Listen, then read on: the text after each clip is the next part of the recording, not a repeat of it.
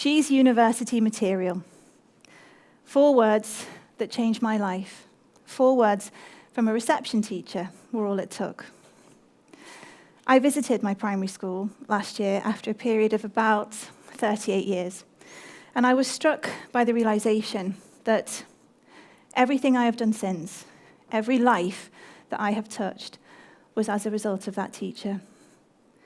1 school, 1 teacher, 1 sentence, and a sliding doors moment that literally saved me and changed the course of my life. That's the power of language and the content of my talk. Statistically, I should never have been the success I've become.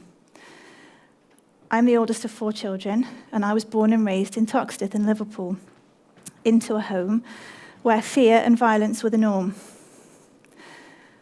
I was born into a home where my father was a violent schizophrenic, and my mum was a very vulnerable but a very lovely woman. Before I'd even entered school, I had developed a highly tuned intuition, a real sense of personal safety, where I had to learn this hypervigilance to make sure that I could read every situation to keep myself safe. I spent every day of my life like that.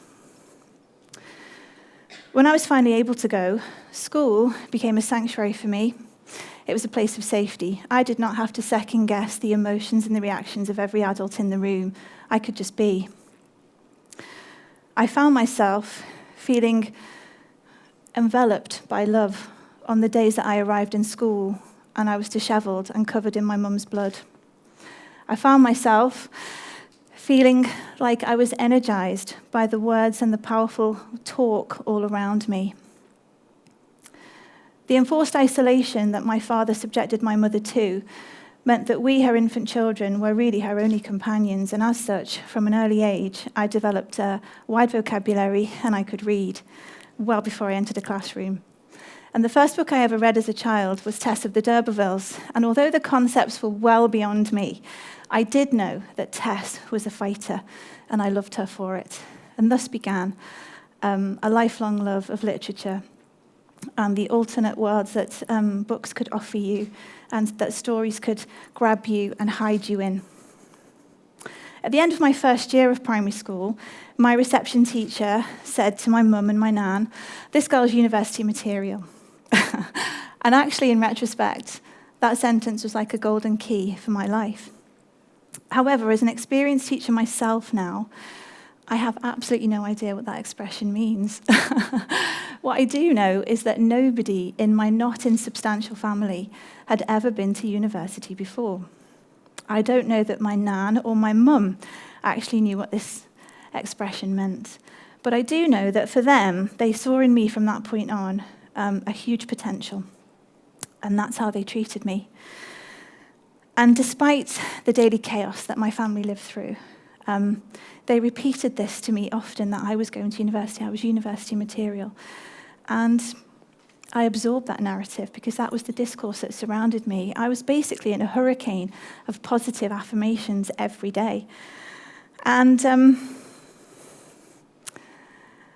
despite the fact that I had all of that potential, I think it highly unlikely that without one key event that I'd have even survived my childhood, never mind gone to university.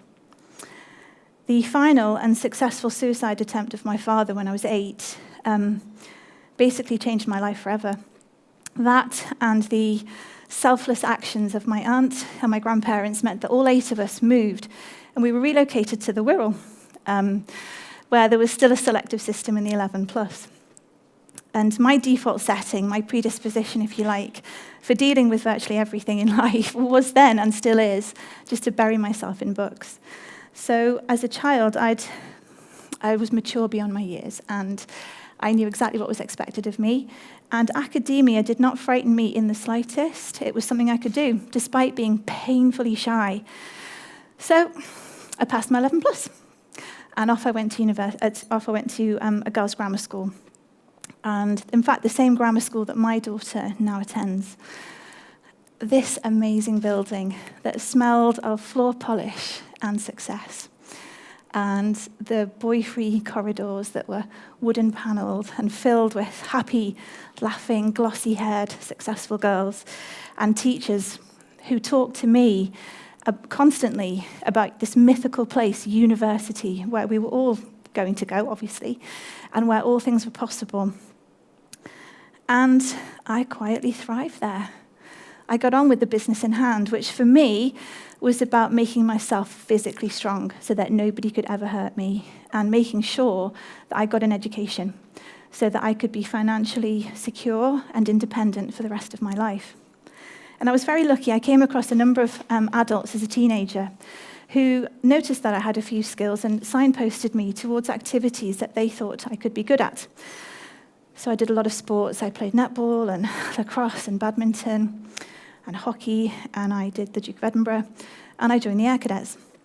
And they were right, those adults. They were absolutely right, because I did do well. And I think that was because of a combination of a healthy challenge and competitiveness, and also a widening understanding of the world, because by then, my home life had become quite socially and emotionally restrictive. So I did well. And what I would say is that I'm very grateful to those adults for transforming my life with simple sentences and simple comments. Inevitably, at 18, I had to make some decisions about my adult future. And I didn't have a strong female voice at the time, making me question the advocacy of the only advice I'd had so far, which was from school, and also, challenging me on this orthodox route that I was taking. So although my heart lay in being the first female pilot of Chinooks in the RAF, I actually did end up in university. And I have got no regrets about that, obviously, because my life unfolded and became wonderful as a result of training to become a teacher. And I met some of the most powerfully influential people of my life during my time in Ambleside, training at the Teacher Training College. And their presence and their love in my life has spanned decades. But what I would say, genuinely, is that the amazing trajectory of my life began when I was 5. And that teacher wove some magic into her parents' evening feedback for me. Because whilst I might have been the first person to attend university from my family, I certainly was not the last. And I hope, in a tiny way, a small way, that I blazed a trail for my siblings so that they could see that they could study whilst having children, working full-time and being in the forces. And they've all gone on to do the most amazing things, of which I am truly proud. So powerful language. We know, because there is a powerful and strong body of evidence and research that suggests the way we behave towards children is vital. Our language and our behavior towards them is the biggest indicator of success. I'm also living proof of that.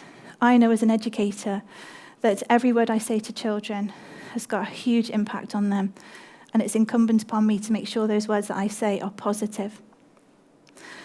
Every day we see children in school now, because of this prolific social media world that we live in, financial austerity, and also the way our society is configured. Children's capacity for good mental health is deteriorating rapidly. And on the rise are these horrible statistics about child suicides. So we know that we have got to make sure that we teach children how to be resilient. We've got to encourage them. We've got to provide ourselves as wonderful role models for them, because they may not have those role models at home. But what I perhaps didn't realize until a couple of years ago was the power that ordinary people like me or any of you could have over other adults. You might think that's a little bit naive, because obviously I know that words over centuries have been able to break people down and build them up and give us armor. And I know that powerful prose has inspired people for generations. But I genuinely didn't know that normal people, ordinary people like us, could actually have influence. So I think I'm an unassuming boss, for want of a better word, but I'm a boss nevertheless. And I would say it's absolutely vital for people like me who are leaders, but also for each of us in our roles in society, to really take ownership of the language that we use with other people, because it really can have an impact. Through conversations that you may not even know you're having, people can take things from that and it can change their lives. For example, last year I attended a formal dinner and I sat next to two people I'd never met before. And through my conversation with them, they made me really assess myself. They inspired me in ways that they will never know to think about my career and myself. They changed my self-perception. Had I not had that conversation that night, which I'm forever grateful for, and ostensibly it was simply about what I used to think of was my boring life. I'm a single mum. I was a teacher and now I'm a head teacher. I did some study and now I've got a doctorate. I love sport and all things the outdoors. I like charity work. And I overcame a double mastectomy and ran the London Marathon in the same year. So that's what they gleaned from me. And what they returned to me was this idea that I could actually do a second career. Without that conversation, I never would have thought that I could be a reservist soldier, which I am now. And I never would have thought I was somebody who was actually even an interesting person to talk to. Because the other thing that they taught me, by holding up a mirror with their conversation, was that I have been carrying for many decades this ridiculously heavy mantle of imposter syndrome, and I needed to really get rid of it.